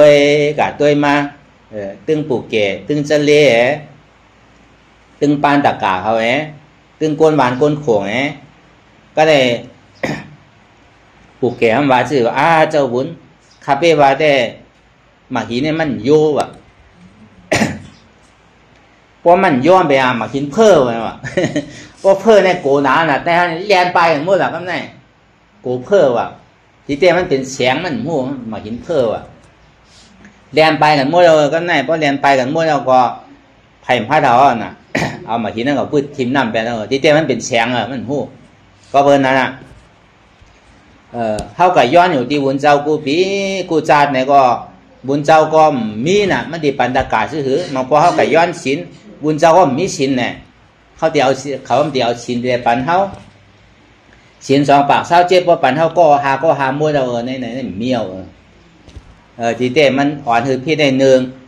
ปลูกแก่วันเพราะปลูกแก่วันมีตังหูเด็ดเซี่ยวเนี่ยก็ก้นหวานในทุกข้าเสียงแบบพวกขุนเมืองเมือกเนี่ยก็ก้นหวานในทุกข้าเสียงก้นเมืองเนี่ยพวกบุญเจ้าผู้อันโหโทนา มีปิญญาตั้งหูเจ้าสางยาฮันเนี่ยก็มีปิญญาตั้งหูแบบจะเล่ได้ปลูกก้างปลูกเก๋มันก็ซ้ำทักเป็นบุญเจ้าก็หนังเก่ามันเหมือนนั่นอ่ะอันเข้ามาทบยาเนี่ยอดีตเป๋งใครบอกซื่อล่ะอันเข้ามาหันเจี๊ยบหันเสียบหันแก้เนี่ยมันใจเป็นเพิกมันเป็นแสงของดีมันมีในตัวเขาเนี่ยเพราะเขาเยื่นไหลโกนเขาในโลกาเนี่ยก็เบอร์ปลายทุกข้าตรงเหมือนเขาไปวันไปเมืองมาเขาก็เปิดปลายเพปลายไพ่มันอ่ะใครมาอยู่ที่เมืองกันเมืองเย็นนั่นน่ะจ่องป้วนนะห้ามป้วนหนังเก่า อยู่เมืองไหนก็ทุกข้าเหมือนเมืองนั่นหนังเก่าก็ทำมันสักสายหนึ่งก็ได้ประมาณหนังตลาดพอหันเจี๊ยบทำปลายตลาดครับนะครับตัวเขาดีๆอันเจี๊ยบเนี่ยมันเป็นแสงนั่นเพราะเขาเยื่นไรกว่านี่ก็พอเขาเยื่นเจี๊ยบเยื่นทุกข้าอะไรเนี่ยก็เขาดีถึงสุขข้าพอเยื่นหยาบอะไรก็ดีถึงที่สาเมื่อหนังค่ำนั่นนะเพราะเผากับเผามาเนี่ยก็คำแจนเนี่ยมันโกไพ่แบบเพราะว่าเยื่นไรเป็นแตงคำว่ะเยื่นไรเป็นลำไม้ว่ะไม่ในร้อนไข่กัดไข่แขนคือก็ป้อหญ้าไพ่ก็เป็นเถาหมดว่ะเยื่นไรเป็นแตงคำเนี่ยมันเผาคือเผาอ่ะเพราะว่าคำเนี่ย1 บาทก็มี1 บาท1 จาบก็มี1 จาบอ่ะอันถ้ามันหนังตลาดเนี่ยก็เหมือนหนังเก่าอ่ะอย่าไปโกเจ็บอย่าไปโกทุกข้าเพราะมันไปหันเก่ามันตึกหันเปิลที่ก็หันก้อนนั่นก็หันก้อนนั่นก็หันเมืองนั่นก็หันเมืองนาก้ามวนลองดุกวนลองหลานวนลองเหรียญวนลองวันลองเมืองวนลองปีลองน้องขวาป้อมย่อมสุ่มเสียงไอ้ปอกน่ะก็ในป้อมมันมาหันเจี๊ยบเอาเนี่ยโกเจี๊ยบแบบนั้นก็นั่งกว่าที่เอาขาเจี๊ยบขาก้นขาขึ้นไม่เอาเนี่ยป้อใครออกก้นม้วนรอดเด้เนี่ยตาดีตัดเป็นตัณหาตาดีตัดเป็นอุปาทานตัณหาในกิเลสในมวดสุดสิ่งเกียงหายก่อนได้ในลมแหงไผ่ลูกเขาซุกน้ำแหงลมแหงไผ่ลูกลิ้นแคมน้ำแหงเหมือนเท่าหุงเขาอันทำมันหนังตลาเนี่ยก็ไอ้ใหญ่ลำร้องมาใน2 ชั่วโมงหรืออะไร2 ชั่วโมง1 ชั่วโมงหรืออะไร1 ชั่วโมงพอห้ามไปย้ำมาพึ่งเตอก็เขาอยู่ที่เฮือนก็2 ชั่วโมงหรืออะไร2 ชั่วโมงเหมือนเท่าหุงเขาเขาเป่าโดมาในชนไผ่ดุกพอน้ำมันพดมาพอเขามันน้ำมันแห้งกับเขาก็สุกจ่องลมแห้งไผ่ลูกเขาสุกน้ำแห้งเจี๊ยบันวาเนี่ยมันใจว่ามีเป็นคืบเจี๊ยบันวาเนี่ยมันใจว่ามีเป็นศอกเจี๊ยบันวาเนี่ยมันใจว่ามีเป็นล่ามันสืบเป็นสืบลูกที่มันใจว่ามีเป็นลักตัวกว่าที่เจี๊ยบเนี่ยมันตียายกว่าที่มันเหมือนดอกไฟขึ้นต้องฟ้าพอยามสุดโกโตกเหมือนตาวันคืนเกิดคืนตั้งอยู่ย่าลูกว่าตีเต้มันหยอกตัวเขาใจเขาหยอกใจเขาไปพอเขานางกว่าที่ไหนเพราะว่ามันมาหันเก่าเนี่ยคือจุนเก่ามันจุนหยาบเลยเปิ้นเสียงให้ตัวเก่าเปิ้นเนี่ยมันก็คือพอแผ่นดินสั่นมาในเรียนลงอ่อนตั้งหมดสั่นไม่มันไปคุกจะได้ไฟเตอร์ปีไผ่นอกไผ่มันไปตั้นวนเด้อพอแผ่นดินสั่นมาเนี่ยรวมแหงมาเนี่ยผ้าผ่ามาเนี่ยมันจะเอาตัวรอทำกล้วยเพราะเมื่อไหร่มันผู้ตัวมากก็มันจะในคุกใส่ไรจังว่าอันมันทักหนาเลยเปิ้นให้เป็นตัวมันเนอะอันมันทักหนาเลยตัวมันทำเป็นใจมันว่ะก็เบอร์ทางน่ะก็นั่งเมื่อเหลียวว่าเป็นย่อกาตั้งเจ็บตั้งไม้มาเป็นซีโซเป็นเยวานเนี่ยตับลีปอดลีไส้ลีมาเนี่ยพวกกะหาสาวุนพวกกะหามอมันมาคือตัดมือพวกสุ่มตัดเนี่ยไล่สุดที่ตายเนี่ย ตีปันตัดถึงว่าตัดก็ตัดลมไปตายแล้วเนาะเป็นใครตัดขาวคือมันตัดก่อนไอ้ก่อนน่ะมันเป็นขาวทีไรล่ะนั่นเปิดเอาเมื่อรู้ก็เปิดโกตายน่ะเพราะผ่าตัดเราซ้ำตายเต้รู้ปอดนี้ตีได้ผ่าปอดน่ะตามนี้ตีได้ผ่าตาน่ะซ้ำตามโมรู้ก็การเลยผ่าจองว่าอันมันหักน่ะเด้อตัวมันเนี่ยเป็นใจมันก็เปิดมันโกตายมือพูดก็ปล่อยมันพูดแต่มันยังมีขวานหนึ่งอยู่รู้ขาพูดเนี่ยก็มีขวานหนึ่งอยู่รู้สังว่าพูดถึง2ขวานก็ขี่ล้ออะไรอยู่รู้มือพูดถึง2ขวานก็มีก้นปอนบันอยู่รู้มันไปใครตายง่ายเถอะมือพูดขาพูดก็มันดีอยู่กว่ามันไปใครตายเถอะจังว่ามันหักหนาเลยตัวมันเนี่ยเป็นใจมันมันหักหนาเลยใจมันทำเป็นเจี๊ยบมันก็ไหนกวนเอาพอเป็นย่อกาตั้งเจี๊ยบมาเป็นตายผักเป็นเหลวแพทย์มาใช่ไหมเป็นอามาพืชอามาพาดมาเนี่ยลูกก็หยาบตีลาต่อเปิ้นก็เปิ้นหุ่มยินตีเพื่อนตีหนึ่งก็เพื่อนห้างกล้วยมันได้ใครตายมันนั่นเนี่ยใครกินยาเบื่อตายตีกันลาต่อเปิ้นก็เปิ้นยินน่ะสังว่าเอายาเบื่อมาอ่อยเขาว่าเปิ้นก็เอามาใครก็ปันทางเขามันภาคสีละอาซากมันเนี่ยมันหักหนาเลยอาซากมันเนี่ยเป็นเจี๊ยบก็เบื่อมันเจี๊ยบมันขานใจหนาลูกมันหักหนาเลยเจี๊ยบเนี่ยทำเป็นทว่าใหม่พอมันเจี๊ยบมันโกรธมันคืนจำตีตายมาใจอากูโศเกิดมาน่ะอันเท่าเลยหลูเลยต้านไว้คือในลืมหมดว่าป้อมไปพึ่งกันได้ไว้นะใครต้านเกิดต้านหมั่งคุกใจแรงเหมือนนางหมันดีการเนี่ยเลยหลูเลยต้านพระเป็นเจ้ายาหันตาเขาเนี่ยย่ำคุกใจแรงลูกกับคุกใจแรงมันเลยเปียดผมมันไปอีดอนหนึ่งแค่ไหนยังอ่อนกับตรงนั้นไล่7 วันนั่นเลยกู้สวนเขาเนี่ยมันแค่นขลางพอมาการตลาไว้เนี่ยชิติมันใจเก่าเขาโดดจุนเงี้ยเจี๊ยบกล่อมใจเก่ามันเปลี่ยนหน้าตาไปพอเขาเยื่อที่ไหนแล้วก็อยู่ๆมันไปหายกว่ายายกว่าหายกว่าจังนั้นนำต้อนพรดีมันเนี่ยนำน่ะพอเขาเยื่อในไรเนี่ยมันเป็นตาล่านำเกิดเท่าเป็นตายว่ะป้อมเยื่อไรเนี่ยพอจำเอาดีตายมาเนี่ยเป็นสมัครปั่นสะพอตาล่าเขาน่ะคุกใจได้กู้โซได้เมื่อได้ดูวิหารใหญ่ว่าใหญ่ได้ดูธรรมโยงว่าใหญ่ว่าใหญ่เสาวิหารใหญ่ว่าใหญ่เขาซ้ำใครนาได้ตาใครจื้อได้เสียงนู้เอาจื้อเขาใหญ่ๆก็ใช้ไว้น่ะพอวันศีลวันธรรมมาข่าวหวามาเขาสำนุกการนอนดินันโลเขาจะมีชื่อเขาไว้น่ะเพราะเป็นการนอนทำถูกใจกันไงเป็นเกาดูไว้ที่ไหนเกาดูนอนนี่ไหนเนี่ยน่ะมันดูของเก่าไว้มันดูวัดเต้ก็ในพวกคุกใจรายการดูเมื่อใดมันซ้ำกับคุกใจรายมันดูวิหารดูเสาวิหารไว้ถึงดีตายมาทำกับเป็นเป๊กตาวะนั่นก็อยู่ที่วัดว่ะเพราะเป็นการนอนกับเต้เปิ้ลว่ะ มันเลยดูไว้กับไปเต้เปิ้ลว่ะมันเจอว่าเพราะมันนอนที่อยู่เบิ้งเป็นก้วนเป็นซื่อก็ตายอ๋อซ้ำเป็นที่นั่นนั่งเขาว่ะดีกลัวคุกใจไรเมื่อบวชฉางร่องแน่เนี่ยว่ะบวชฉางร่องแน่เหมือนตะคิเรียกขั้นห้าเหมือนเหลือเนี่ยพอเฮ็ดฉางร่องเนี่ยเลี้ยงกูเมียวมันเลี้ยงเราเลี้ยงยาเลี้ยงสังเต็มทวนป้อมมียาเพิ่นเนี่ยมากกว่าน่ะเมื่อเหลียวตะคิเรียกเนี่ยเลี้ยงกูเมียวดีกลัวเมื่อเหลียวก็ได้กับคุกใจไรเมื่อบวชฉางร่องแน่เนี่ยถ้าเป็นเจ้าซ้ำหาไม่ว่า1อย่าไปเอาตัวใจเปิ้นตาย2อย่าไปลักเอาคู่ของเปิ้น3อย่าไปกดโผกดเมเปิ้น4อย่าไปว่ากำ8กำแหลน5อย่าไปกินเหล้าเมายาอัน5เปิ้นนี่เฮ็ดหมดน่ะถ้ามันเป็นการดุการตั้งดีน่ะมั่นใจน่ะก็ได้พอดีกับคุกใจไรเมื่อบวชฉางร่องเนี่ยผีเป็ดผีไก่ผีหมูผีวัวผีไก่ที่ไหนมาตื่นว่ะพอเมื่อเฮ็ดฉางร่องก็ห่อมได้ตายว่ะก็เบิ่งไม่เฮ็ดฉางร่องเขาบ่ได้ตายว่ะอันเจ้าโผเมกันพิษนาเฮิรนกันอันเขาตายกันเขาได้พิษได้เทงกันเลยได้คาได้แหมตายกันนะเพราะเมื่อเฮ็ดฉางร่องก็ห่อมได้ยาเก้าโผก็เมกันก็เบิ่งเมื่อเฮ็ดฉางร่องเนี่ย เขาถึงได้ให้พี่เดินได้เนี่ยว่ะเพราะกับคุกใจไรทำจังเป็นที่นั้นว่ะเพราะว่ามันหลอดอเพอันดองอันหาเปิ้นนี่ก็เป็นสังนังเก่ามันก็ดีอยู่ไปการในศาสนาเนี่ยเพื่อการเขาเฮ็ดการตั้งดีเขาซ้ำเวียนเวไรศีลศีลาหาเสียในป่องว่ามันผิดว่านั่นพระเป็นเจ้าซ้ำหามเฮไว้รู้อย่าไปเอาตัวใจเป็นตายมันมีสังกว่าในการในเลี้ยงตามสภาวะมันมีแค่นั้นแต่มันเป็นสังมันก็ห้ามใจนะเขามีลูกใจอ่อนปีดีมาเนี่ยที่ให้สั่งร้องเลี้ยงหมูไว้รู้พวกกับซื้อมันการเลี้ยงหมูไว้ก็แถมทางก้อยให้ทางก้อยนั่นที่นั่นก็มีน้ำโลกเลี้ยงเป็ดเลี้ยงไก่ไว้น้ำเลี้ยงหมูไว้น้ำเพราะว่าปีดีมามันดูกับซื้อเปิ้นมันการที่นั่นว่าก็ได้พออยู่มาเนี่ยป้อมหมอเฮตลาเนี่ยหน้าเขาไปเย้าเตอโซนเขาไปเย้าเตอดูเก่าไปเป้ตัวเตอหน้าเขาไปเย้าเตออาซบกวงไม่ทำใจขาดตายกว่าสั่งกับเป็นโนกย่างไปจอมนาว่ะว่าผมใจกับเป็นหอยไปจอมนาว่ะ ก็เป็นงูไปจอมนาวะก็ในคุกใจไรเฮิรนก็ไปเย่าเตอสมาเป็นจอกเฮิรนห้ามจะคุกใจไรโอ้จากพวกของในผังไว้สั่งกับเป็นงูไปวะ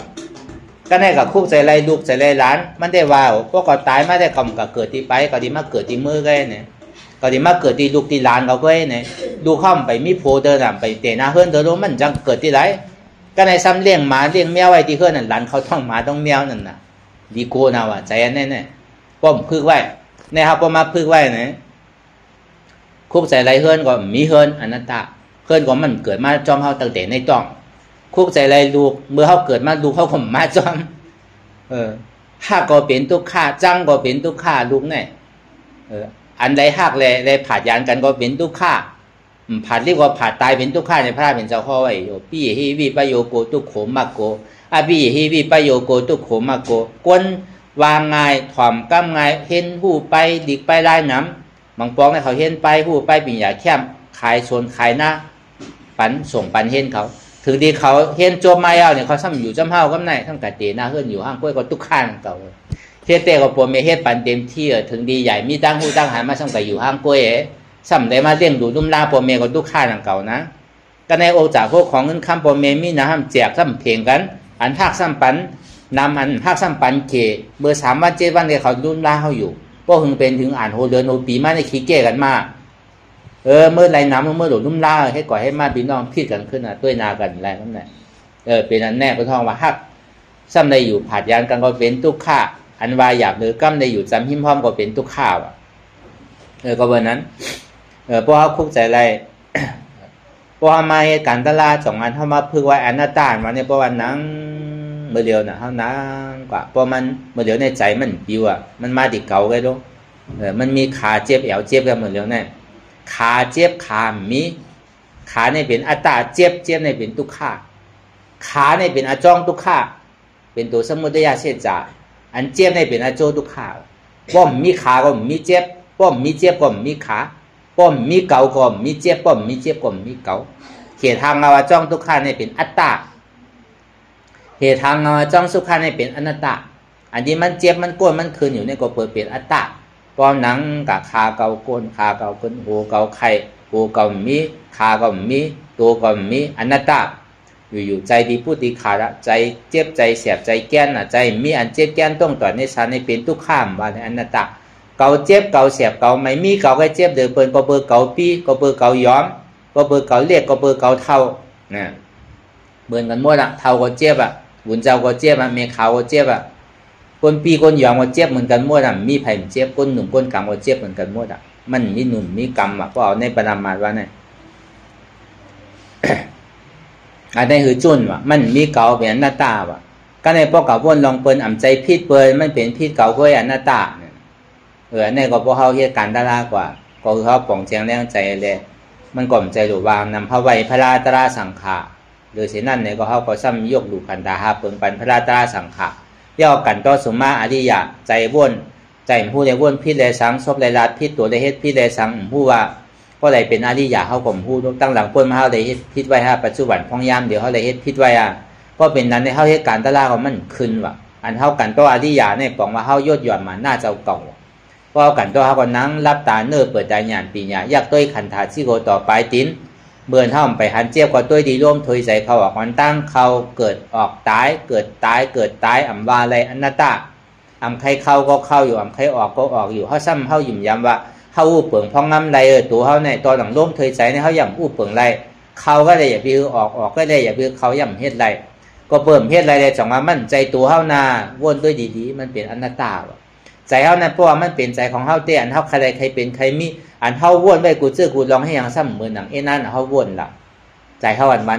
ใจเนี่ยก็กำก็พงตั้งหลังกำก็พงตั้งหน้ากำบ่อยก่อมวนสังอันมันพงอยู่ตั้งหลังปนมาเนี่ยเหมือนก้นตายไงมันสุดเสียงเงาอันมันพงกว่าตั้งนานเนี่ยเหมือนหนังก้นนอนรับไงอันที่มันวนสังล่าเนี่ยเหมือนหนังก้นตาบอดที่มันพงปิวกาบากาเป็นนั่นก็เปิดสังเนี่ยก็เปิดว่าใจเนี่ยใจของเขาอนัตตา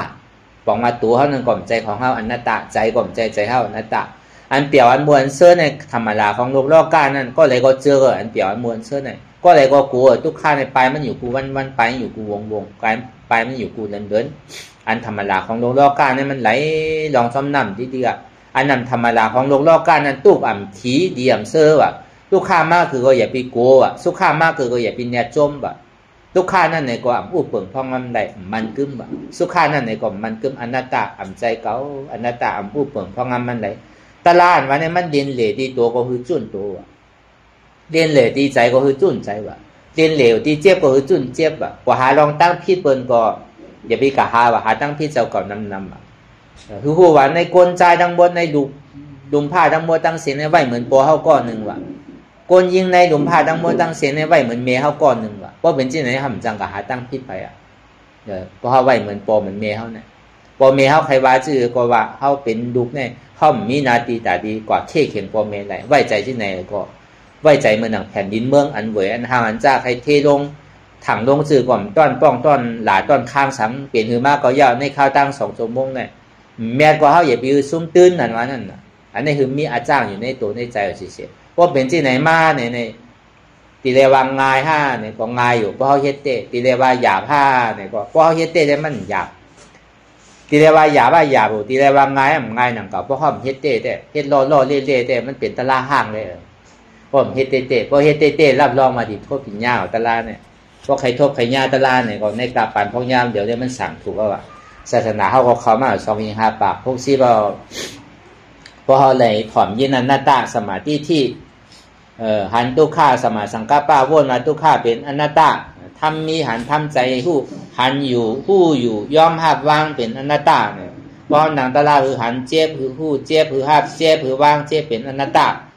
หันตุข่าหู้ตุข่าหับตุข่าวางตุข่าเป็นอนัตตาเหตุที่ไหนที่ก็มีสำนักวิปัสสนาเนี่ยใจปิวก็ตัดว่าใจเนี่ยมันใจของเขา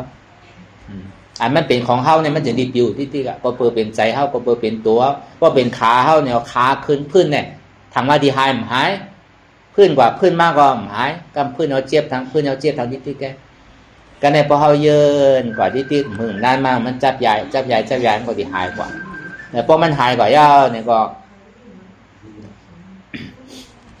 เหตุทางเราจ้องมันตกไอ้ใหญ่ลำลองพ่องยามมือเหลียวนั่นในกิเลส30 ตัวในเขาหลวงเอาอัตตาไปอันตั้งหมดอะเอาตัวเขาเนี่ยจุ่นเป็นอะไรจุ่นยุกไรเป็นหลูป้าจุ่นหนามไรเป็นหน้าหลูป้าจุ่นขันธาไรเป็นอริยาวะขันธาเนี่ยมันดีจู่ตัวเมื่อไรล่ะพอมันผ่านตัวแล้วมันจุ่นตัวแล้วจุ่นใจพอมันจุ่นใจแล้วจุ่นเจ็บพออันจุ่นเจ็บแล้วนั่นเป็นอนุโลมมายาพอมันเจ็บเพราะว่ามันในโลกาเนี่ยมันหันไปหันมันไงบินไส้บินขวาบินตั้งออกป่องตั้งตัวก็มีการเจ็บเป็นมีสังนั่นน่ะเป็นอนุโลมมายาจุ่นทัด2 วัน2 ชั่วโมง3 ชั่วโมงเฮ็ดกว่าที่นั่นน่ะเนาะไอ้ใหญ่ลำลองมันเตก็2 ชั่วโมงหมานกว่าที่แต่พอเมื่อไหร่เขาพ่อมาเขาติดต่อสู้กับมันได้กิเลสเนี่ยเดี๋ยว7 วันหน้าเดี๋ยว9 วันหน้าเนี่ยเขาจะได้เข้าคอดนั่นน่ะเมื่อไหร่เขามาจ้างถือกรรมกันในเนี่ยก็วันในปอก2 ปอกเนี่ยเขาอุ่นเครื่องไว้พึ่งไว้ต่างๆพอเขาดีพร้อมแต่ที่เฮ็ดเราเนี่ยก็บอกนั่นจะแสดงมาปั่นแกเนาะลองเงินลองคำมันใจเป็นลองไอ้ใหญ่เพราะว่าเขาเฮ็ดมาตาดีเฮ็ดการตาดีสั่งสอนศาสนาได้เจ้าชายอยู่ที่ปุ่นความใจมีฮะอยู่ที่ตะคิดเรียกก็อดอย่าไปเลยขามอย่าไปตัวเจ้าเก่าก็อ่อนเฮ็ดลองตัวลองเฮ็ดสั่งเนี่ยเจ้าชายก็อ่อนเฮ็ดมั่วๆแต่ที่ปุ่นก็บางเมียวถูกที่เฮ็ดอันสร้างเจ้าชายเป็นก้นอ่อนอ่ะกัดตุ้งซ้อมเนี่ยเขาลงมาในเวียงของมาตุ้งอ่ะอยู่ที่นั่นกว่าที่นั่นแกการดิพิวศาสนาเพื่อท่องว่าปราหิตาในเขาบ้วนตาก้นส่วนน้ำเพราะอัตตาหิตาได้มันโดดทั่วก้นเอาปลายกับอยู่ห้างกล้วยกับเย้าอ่ะอยู่ในเถินในถ้ำในห้วยต้นเต้ได้กินข้าวกับวันใดวันนั้นก็เย้าอ่ะเพราะอัตตาหิตาเนี่ยอันเท่าว่าก้นส่วนน้ำคือเปิ้นเพราะอะไรหู้เลยหันในเปิ้นห้องว่าปราหิตาคุณด่าก้นดังน้ำตัวเจ้าเก่าหู้นั่นคือเปิ้นสัมบีได้หู้จอมก็บอกว่าในศาสนาพระเป็นเจ้าเนี่ยเจ้าพระเป็นเจ้าก็ผู้เอาสื่อผู้กว่าทางอย่าไปเอาซิมไว้ห้างกล้วยอย่าไปกลุ่มก็เอาปูนป้อนตัวเจ้าเก่านั่นคือศาสนาเขาในที่เปิ้งใส่กว่า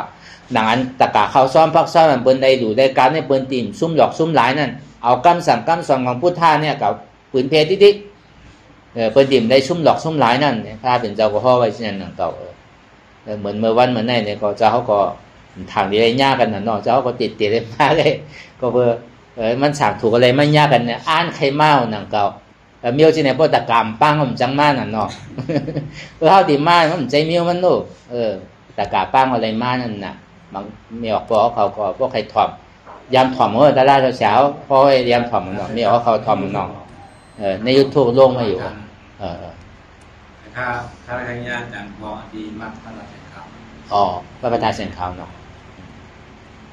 ก็เบิ่งนั้นนะเช้าอาจารย์เขามาหันตะกาเขาเลยมาก็เปิดสังละมันจังว่าอยู่หลายแหละคือเขาพร้อมเสียงเปลี่ยนปากกันมีอันใดคือมันอิสระมันจะว่ามีหน้าเถียงหน้าก็ดูมีนั่นน่ะมันดูอุบชนท่านหน้ากันเหมือนหนังใกล้ชิดกันอุบกันมีลองสังเคราะห์เดี๋ยวพี่อ่านหนากันบางเมียวมันพี่อ่านหนาเพราะว่าขิงขาข้าวยามเฮามาป้วนเหลือนป้วนปีนว่าภัยดีตายหมดแล้วแน่เนาะเมื่อพวกมาเขาย่ำไปได้ตั้นทบอย่างเด้อเขาพอตีตายมันติซุ่มลายมันติซุ่มแปลลายแค่เมื่อหนังโบกุนเขามาเตะมาตังไว้เขาก็ไหว้เสนานันพระเจ้าเขาเป็นลุงน้องตาเป้ในก็เขาก็ซ้ำขึ้นสื่ออ่อนกันกับเจ้าก็ดีอยู่แล้วก็คาดใจได้เฮ็ดก่อนที่ติ้งนั่นเนาะแต่กาเขาอยู่ตั้งในเนี่ยก็เขาก็บอกแจ้งแน่ใจอยู่เขาอยู่วันเปิ้นเมืองเปิ้นเขาลูกดีเข้ามาอย่างก็ห้อมทางดีเขาดีกว่าดีมากดีไปลองเฮ็ดลองอยู่ลองสร้างเขาก็มันเต็มทนอันใดเขาเพียงพอดีไรแห้งเขามีดีไรก็เฮ็ดที่นั้นมันเป็นสังมีปัญหาเพราะเขาใครเปิดใครสังวันนาทาปลายมากเมื่อไรเลยพร้อมเสียงเพียงปากมันมาเย้าเขาดีมาเฮ็ดเนี่ยก็ก้อยว่าดีมาปันอยู่จำมันก็รู้แต่เสียได้ในเมืองไทยกว่าทั้งไรก็ไรอยู่เนาะใครกว่าใครมากกั้มง่ายหนึ่งก็ในวันเหมือนได้เนี่ยก็ตลาดดีเจ้าเขาใครมาตอนมาผักมาปันเนี่ยก็เปิดพระเป็นเจ้าก็ห้อยหนังก็ว่าสัพพะทานังธรรมะดานังจินาติสัพพะราสังธรรมะราสังจินาตินั่นนะลองการดูการต้านดังบ่ตั้งเสียงเนี่ยมันเหมือนดูตลาดว่ามันตะกาเขาอันที่เลยพูดได้หันมาได้ซ้ำขึ้นสืบเอาอนัตตาวิปัสสนามาบอกในพี่น้องเขาได้มาถ่อมได้มาจ้างด้วยกรรมในก่อนเนี่ยมันเป็นตาหน้าที่แมกหนาว่ามันมีว่าเขามีเงินมีคำมีเกี่ยวมีเสียงดูพระอ่านหัวปากหัวหมื่นหัวล้านก็ไปเป็นตาหน้าอันแมกเลยเสียงเขาตลาดูว่าตลาอันเขาเลยดูว่าเนี่ยแมกเลยเพิ่นไม่หมดว่าเมียนคืดมันแบบอายศาสตร์ตั้งโมตั้งเสียงในเมืองผีเมืองโกงขังอายศาสตร์ตั้งโมตั้งเสียงในตาเฮติคืดอายศาสตร์ตลาเนี่ยมันมีว่าอันเปี่ยวลองจ้อมเปี่ยวโลกาทั้งหมดทั้งเสียงเนี่ยมันตะกะเขาน่ะมาบอกหาเงินหาคำมาใจเวลาเขายามเป็นเดือนเป็นปีใครโคนนุ่งเมี้ยวในก็ซื้อมาเมื่อใครก็มันเปี่ยวก็ซื้อมากกว่าซ้ำตัวหานใหม่ทั้งนั้นถ้าใครก็แอวเกี้ยงใหม่ใครก็แอวกุ้งเทพใครก็แอวเมืองกะลาเนี่ยเมื่อก็แอวไว้เปี่ยวบ่ปองมาตุค่าทั้งนั้นเวลาบ่เปี่ยวจำลองตะลาเนี่ยต่อโจสุดป่าเนี่ยมันตุค่าเนี่ยพวกใครเปี่ยวลองจองตลาดใครป้นลองตั้งเกิดเท่าเป็นตายอยู่หออยู่เพิ่นก็ดีอยู่ที่ไรก็ดีอย่าไปลืมมันนักตาเขาอยู่เพิ่นเขาก็เฮ็ดไรหนังก็เพราะเขามีขิงกะเขาย่างมันนะเพราะมันหนังเต้นดีเขาจุงจันกันนั่นน่ะเพิ่นเฮ็ดไรเขาก็เฮ็ดไรกะเกาเท่าน่ะเพิ่นเท่าเก่าก็มีเกาปีน่ะเพิ่นปีเดียวเก่าก็มีเกาเรียกน่ะเพิ่นเรียกเลยเก่าก็มีมันดีจุงจันกันนั่นน่ะเพิ่นนึงก็กำนึงก็เพิ่นขึ้นก็กำขึ้นกันเพิ่นเฮ็ดไรเขาก็เฮ็ดไรเพิ่นก็เป็นก้นเขาก็เป็นก้นโน่นเนี่ยมันจุงจันกันกับเขาว่าพออยู่ที่เฮือนเท่าเนี่ยใจรู้ว่าพออยู่ที่นอนแค่ไทยตอนหนังไว้ย่ำถึง3 กำน่ะปุ๊บเนี่ยพอโดนนอนนั่นน่ะพอนางเนี่ยพอข้ามมากกว่าพอปีนนอนมันน่ะพออยู่ที่เฮือนเท่าเนี่ยเอาใจเข้าวารู้พอมาอยู่จอมเปิ้นมาเฮ็ดที่ไหนเนี่ยเปิ้นลูกก็กามได้ลูกเปิ้นก็กามได้เปิ้นก็การเลยเยื่อเนี่ยเลยเฮ็ดกว่ากันน่ะมันจุงจันกันก็เปิ้นนั้นได้จะเรียนมาพร้อมเฮ็ดจอมกันเมื่อเจ้าเขาตื้อเป็นโกนเฮินก็เป็นที่ไหนเขาก็อ้อนพร้อมกันที่ไหนก็นั่งอยู่ในกลางเจมันที่ไหนอันเท่ากูอันเท่าใครฆ่าอันเท่าแค่หนูมาอยู่ตั้งนาน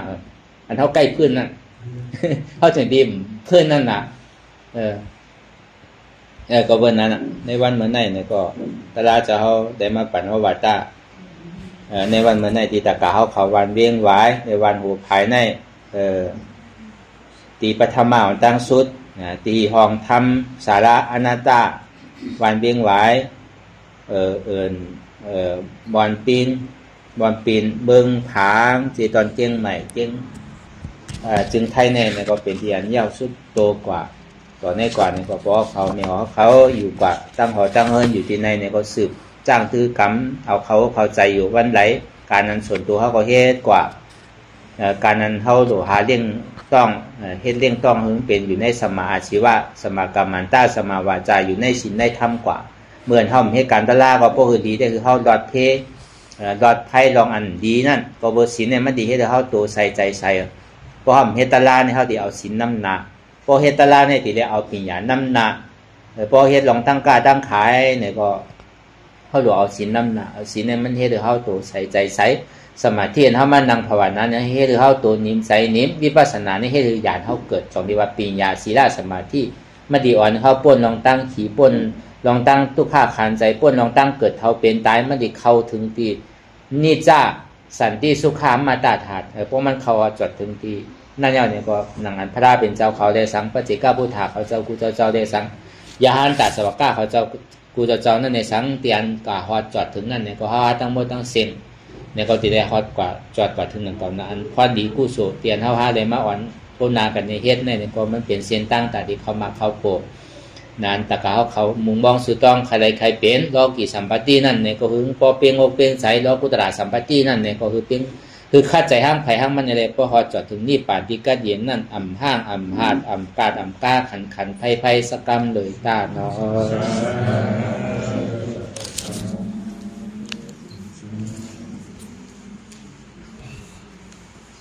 สาธุสาธุสาธุ